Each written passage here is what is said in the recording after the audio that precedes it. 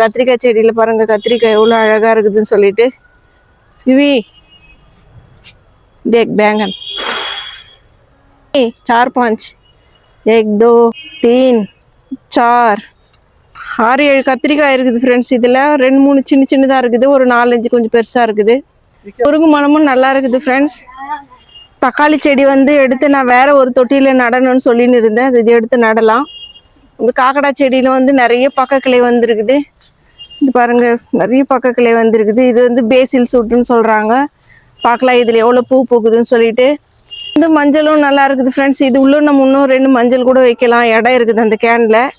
பாருங்கள் சம்பங்கி செடி நல்லா இருக்குது. நான் மொத்தம் கட் பண்ணி விட்டேன்.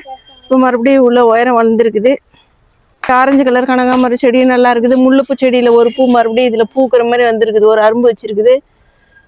முல்லைப்பூ செடி வந்து நம்மளது எவ்வளோ பூ பூத்துச்சு எவ்வளோ பெருசாக இருந்துச்சுன்னு சொல்லிட்டு நீங்கள் இப்போ வீடியோவில் பார்த்துருப்பீங்க.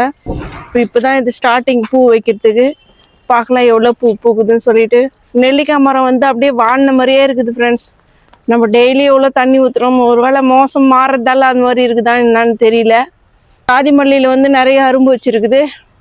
டெய்லி ஒரு 20-30 பூ பூக்குது ஃப்ரெண்ட்ஸ் அரும்பு. இந்த வருஷம் தான் இது ஸ்டார்ட் ஆச்சு பூ பூக்கிறதுக்கு. போன வருஷம் வந்து 2 குச்சி தான் இருந்துச்சு இதில்.